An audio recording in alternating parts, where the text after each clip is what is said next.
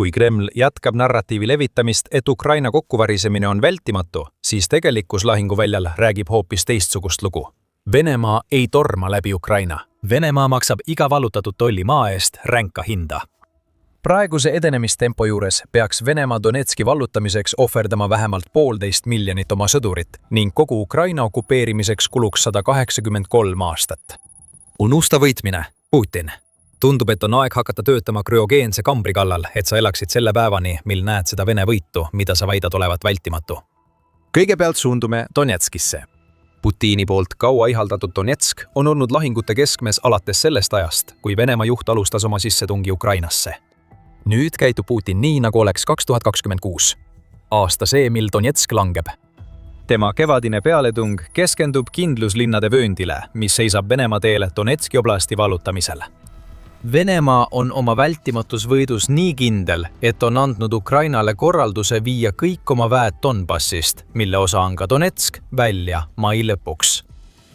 Kui sa pööraksid tähelepanu ainult sellele, mida Venemaa üritab teha, võiksid sa uskuda Putini jutustust, et Donetsk on langemas. Aga selle hooplemise taga peitub tume saladus. Donetsk on langemisest nii kaugel, et Venemaa kaotab selle piirkonna vallutamiseks terve armee või isegi mitu. Rääkides 20. aprillil toimunud julgeolekunõukogu kohtumisel, paljastas Ukraina alaline esindaja ÜRO juures Andriy Melnik tõe, mida Putin nii meeleheitlikult püüab Donetskis varjata. Kui Putin nõuab, et Ukraina taanduks ja loovutaks territooriumi, kaotab ta ise sõdureid jahmatava kiirusega ning tal tuleb neid veel palju rohkem kaotada, enne kui ta suudab Donetski jõuga vallutada. Selle sõja jõhkra loogika kohaselt peaks härra Putin kogu Donetski oblasti sõjaliseks vallutamiseks saatma surma veel vähemalt 1,5 miljonit sõdurit, ütles Melnik nõukogule. Ta lisas, et Venemaa väited, nagu peaks Ukraina Donetskis taanduma, on naeruväärsed, sest selles piirkonnas on umbes 6000 ruutkilomeetrit territooriumi, mida Ukraina endiselt kontrollib. Nendel 6000 ruutkilomeetril elab 100 000 Ukraina tsiviilisikuid ning igasugune üleskutse Ukrainale sellest loobuda tähendaks nende süütute inimeste loovutamist barbaarsele Vene režiimile, mis tahab hävitada kõik, mis on Ukrainale kallis. Numbrid on šokeerivad, aga kas matemaatika kinnitab seda? Melniku arvude põhjal kinnitab see seda tõesti ja Venemaa jaoks on kõige hullem see, et 1,5 miljonit võib olla isegi alahinnatud. Selgitame kohe, kuidas see võimalik on. Kõigepealt kasutame Melniku numbreid. Ukraina ÜRO esindaja jõudis 1,5 miljoni inimeseni lihtsa valemi abil. Venemaal on Donetski oblastis jäänud okupeerida umbes 6000 ruutkilomeetrit. Praegu ütleb Melnik, et Venemaa kaotab iga hõivatud ruutkilomeetri kohta 254 sõdurit. Kui korrutada 6000 arvuga 254, saad 1 524 000 kaotust. Kui üldse, siis Melnik on Venemaa kaotusi Donetskis alahinnanud. Lisaks 24 000 kaotust pole sugugi väike arv, isegi kui Venemaa on juba aastaid Ukrainas igal kuul rõõmsalt ohverdanud rohkemgi Vene elusid. Aga siin läheb Putini jaoks asi palju hullemaks. Kuigi 254 kaotust iga vallutatud ruutkilomeetri kohta kõlab juba hävitavalt, võib tegelik arv Donetskis olla veelgi suurem. Seda kinnitab 15. aprilli raport, mille avaldas RBC Ukraina ja kus tsiteeriti Ukraina kaitseministrit Mihhailo Fedorovit. Me muudame iga meetri Ukraina maad vaenlase jaoks äärmiselt kalliks, väitis Fedorov, lisades, et Venemaa kaotab nüüd iga ruutkilomeetri kohta 254 sõdurit. Donetski piirkonnas kaotab vaenlane keskmiselt 428 sõdurit iga ruutkilomeetri kohta. Kas sa märkasid sellest tsitaadis midagi? 254 sõdurit iga ruutkilomeetri kohta on kogu Ukraina keskmine. Donetskis on see arv palju suurem. 428 inimest sureb iga vallutatud ruutkilomeetri kohta ja see avaldab drastilist mõju nendele arvudele, mida Melnik ÜRO-ga jagas. Kui Ukraina suudab seda kurnamismäära hoida nii kaua, kuni Putin Donetski vallutab, siis ei ole Vene kaotuste arv oblasti hõivamisel 1,5 miljonit, vaid 2,568 miljonit. Veel miljon või rohkem ohvreid lisandub nimekirja, kõik ohverdatud Putini Donetski kinnisidee altaril. Kuidagi võib see, mis oleks juba niigi olnud Venemaa jaoks katastroof Donetskis, osutuda veelgi hullemaks, kui esmapilgul paistab. Piirkondlikud keskmised on Putini väidetele, et Ukraina peaks loovutama Donetski, tõsise hoobi andnud. Kui vajad selle kõige jaoks veidi rohkem konteksti, siis isegi parimal juhul tähendab see, et Venemaa kahekordistab või isegi enam oma senist kaotuste määra Ukraina sõjas. Ajava hemikus, mil Putin alustas oma täiemahulist sissetungi kuni 22. aprillini, ütleb Ukraina, et Venemaa on kaotanud üle 1,32 miljoni sõduri. Kui Fjodorovi arvud on õiged, näeme Donetski langemise ajaks Venemaa kaotuste määra peaaegu 3-kordistumist.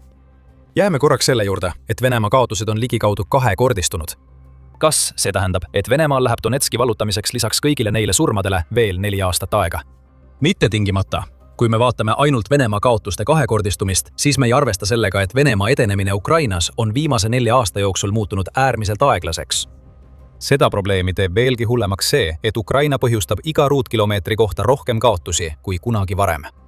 Selle näitlikustamiseks võime vaadata, mida Venemaa saavutas 2025 aastal. BBC andmetel suutis Venemaa 2025 aastal vallutada 4700 ruutkilomeetrit Ukrainast. Ukraina relvajõudude ülemjuhataja Aleksander Sõrskõi sõnul kaotas Venemaa nende saavutuste nimel peaaegu 420 000 sõdurit. Lihtne matemaatika näitab, et see tähendab kaotuste määra 89,3 sõdurit ruutkilomeetri kohta. Donetskis on see määr 3–5 korda kõrgem. Sellest näeme, et asi ei ole selles, et Venemaa oleks Donetskis täielikult aeglustunud, nii et piirkonna vallutamiseks kuluks veel 4 aastat.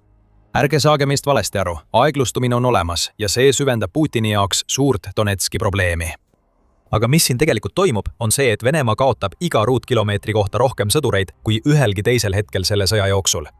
Kui Venemaa jätkab Donetskis pealetungi ja ei ole mingeid märke, et Putin peatuks. Kui ta ei saa seda niinimetatud diplomaatilist lahendust, mida ta soovib, võib Venemaal kuluda tõenäoliselt kuni 2027 aasta lõpuni ja võib-olla isegi 2028 aastani, et lõpuks kukutada Putini suurim sihtmärk, nagu väidab Sõjauuringute Instituut ehk ISW. Nii et mitte päris 4 aastat. See on umbes 2 aastat ja vähemalt 1,5 miljonit kaotust, et vallutada osa Ukrainast, mis on vaid 1300 ruutkilomeetrit suurem kui see, mille Venemaa hõivas kogu 2025 aastal.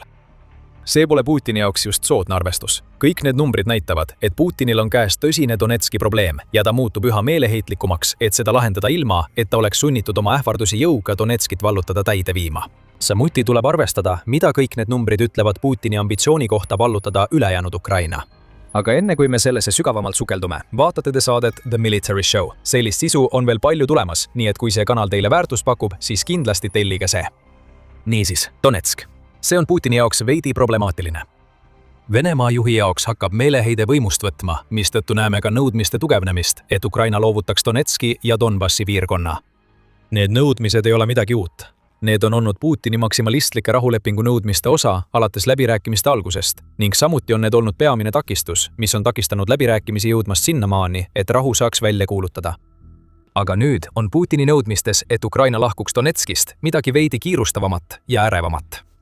Melnik avaldas selle põhjuse oma kõnes ÜRO Julgeolekunõukogu kohtumisel, öeldes: praegu ei kontrolli Venemaa rohkem kui 20% Donetski piirkonnas territooriumi, mida härra Putin on nõudnud ultimaatumi vormis, et Ukraina annaks selle ilma võitluseta ära. See on puhas väljapressimine. Ukraina ÜRO suursaadik tõi samuti välja huvitava tähelepaneku selle kohta, mida Venemaa praegune kaotuste määr tegelikult tähendab. Ta toob näiteks Nõukogude Liidu ja Soome vahel aastatel 1939–1940 toimunud talvesõja. Selles sõjas kandis Nõukogude Liit kaotusi, mis olid umbes 100 korda väiksemad iga vallutatud ruutkilomeetri kohta, kuid sellest hoolimata oli see Nõukogude Liidu jaoks läbikukkumine, sest lepinguga õnnestus neil saada vaid umbes 9% Soomest. Nüüd nõuab Venemaa suuremat protsenti, hoolimata sellest, et on kaotanud palju rohkem sõdureid kui Soomes. Midagi ei klapi siin. Putin püüab saavutada, et surve, mida Venemaa Donetskis avaldab, tooks diplomaatilises kokkuleppes talle palju rohkem, kui tema strateegiline saamatus lahingus piirkonna pärast on võimaldanud. Ja sellel on üks suur põhjus. Putin teab, et kui tal ei õnnestu Ukrainat veenda loovutama Donetskit ja Donbassi rahulepingu kaudu, peab Venemaa nende piirkondade pärast võitlema. Ja hoolimata kogu oma hooplemisest ja tähtaegadest, mida Putin seab, on Donetski pärast võitlemine viimane asi, mida Venemaa teha tahab. Sest Donetskis asub midagi nii hirmuäratavat, mis juba praegu hävitab Vene sõdureid tempoga, mida me pole selle sõja jooksul varem näinud. Kindluste vöönd. Võib-olla kõige ohtlikum piirkond kogu Ukrainas seisab Putini ja Donetski vallutamise vahel ning just see vöönd on juba praegu põhjuseks tohutule kaotuste arvule ruutkilomeetri kohta, mida me nüüd selles piirkonnas näeme. ISW kirjeldab väljakutset tohutut ulatust, millega Venemaa seisab silmitsi kindluste vööndi vallutamisel. Umbes 50 kilomeetri pikkune kaitseliin, mis kulgeb põhjast lõunasse mööda H20 Konstantinivka-Slovjanski maanteed, koosneb mitmest linnast, mille sõjaeelne elanikkond oli kokku 380 000. See annab aimu nende linnade suurusest. Üle 10 aasta on Ukraina keskendunud nende linnade kaitsevõime tugevdamisele, kiirendades seda protsessi märkimisväärselt, kui ta hoidis Venemaad tagasi Donetski teistes piirkondades. Nüüd on kindlustevöönd selline tõke, mis põhjustab tohutuid kaotusi igale armeele, kes üritab seda maismaal vallutada. Ainuüksi rahvastikutihedust nii suhteliselt väikesel alal näitab linnastumise taset, millega Vene sõdurid pole veel kokku puutunud. See tähendab palju hooneid, mida Ukraina kaitsjad saavad Venemaa vastu kasutada. See tähendab ka palju hooneid, mida Vene sõdurid peavad hõivama, et okupeerida Donetskit. Linnalahingud on aeglased ja ohtlikud isegi parimatel aegadel ning muutuvad veelgi surmavamaks, kui sissetungiv armee peab vallutama mitu linna, mis asuvad üksteisele väga lähedal. Kui lisada siia Ukraina kindlustused ning asjaolu, et kindlustevöönd asub kõrgemal maastikul, siis seisab Venemaal ees tõeline ülesmäge võitlus, kui nad tahavad Donetskit jõuga vallutada. Pea meeles, et kindlustevöönd on kaugel sellest kohast, kus Ukraina viimase vastupanu osutaks. See mõiste võib Donetskis kehtida, kuid kui Venemaa saadab kindlustevööndisse kahuriliha, siis kogu aeg, mis kulub Ukraina kaitse murdmiseks, saab Ukraina kasutada läänepoolsete kindlustuste tugevdamiseks. Isegi kui kindlustevöönd lõpuks langeb, variseksid kõik Putini ambitsioonid kasutada seda võitu hüppelauana ülejäänud Ukraina vallutamiseks. Kokku kohe, kui tema sõdurid vaatavad Donetskist kaugemale ja avastavad, et neid ootab Ukraina sees veelgi rohkem sama. Kindlustevöönd rebib praegu Vene sõdureid tükkideks ja need sõdurid pole peaaegu mingit edu saavutanudki. Mitte, et sa sellest aru saaksid, kui kuulaksid Venemaad.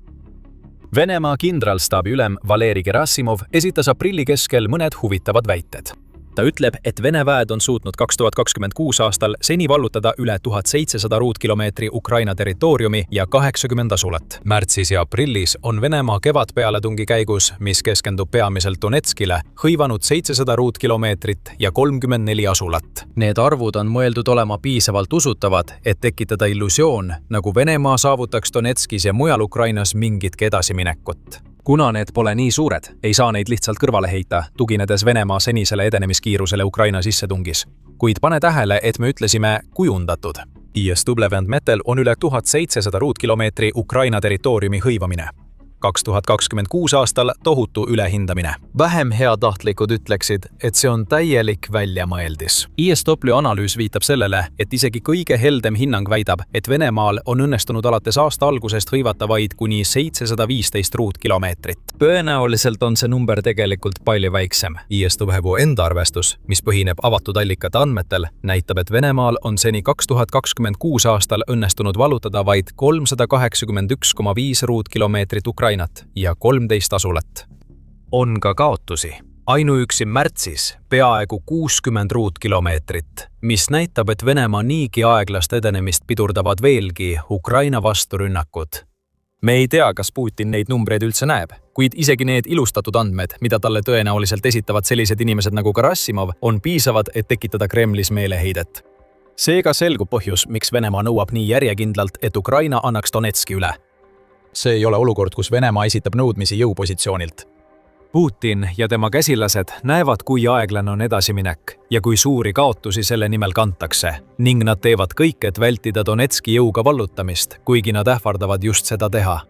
See on sisuliselt Putin, kes ütleb Ukrainale, et nad loobuksid võitlusest, mida Ukraina praegu võidab. Ja Venemaa juhi meeleheide hakkab juba välja paistma.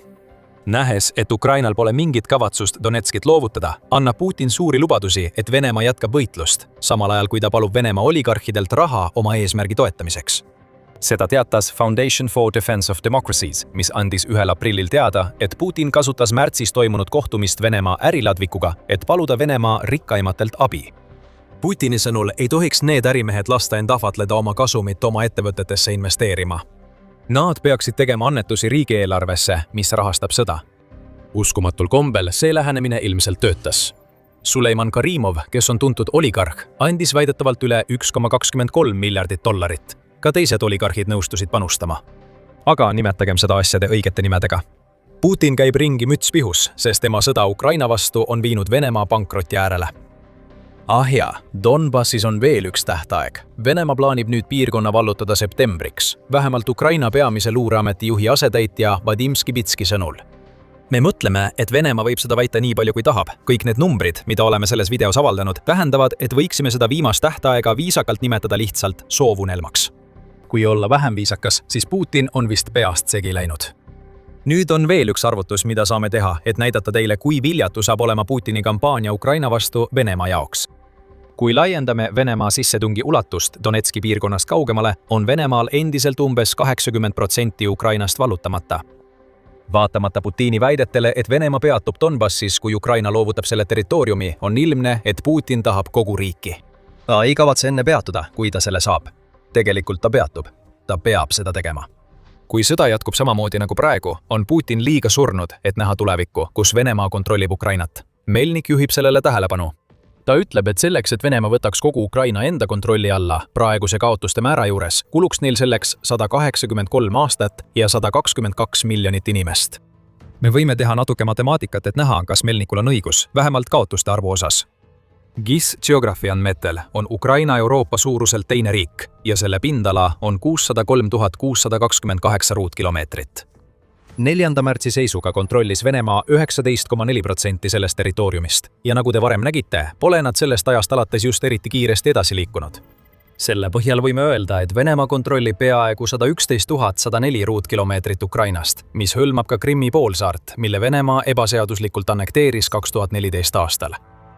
Kui võtta Venemaa kontrollitav ala Ukraina territooriumist maha, jääb veel 486 524 ruutkilomeetrit, mida okupeerida. Kui korrutada see 254-ga, ei saada enne, kui Venemaa Ukraina enda kontrolli alla võtab. 122 miljonit ohvrit vaid saate 123,57. See on hullumeelne number ja tundub peaaegu liiga ilmne öelda, et Venemaa ei suudaks seda kunagi taluda. Aga siis tuleb arvestada veel 183 aastaga. Putin, sa oled juba 73-aastane. Me ei tea, mida sa arvad teadvat inimese keskmise eluea kohta, aga me oleme üsna kindlad, et sind ei ole 183 aasta pärast enam siin. Sa võiksid elada veel rohkem kui 2 eluiga lisaks sellele, mille sa juba oled ära elanud, ja Venemaa ei kontrolliks ikka veel Ukrainat praeguse edenemistempo juures. Putin peaks võidu unustama. Kui Donetsk midagi Putinile näitab, siis seda, et ta peaks Venemaa sellest sõjast välja tõmbama, kuni tal veel võimalus on.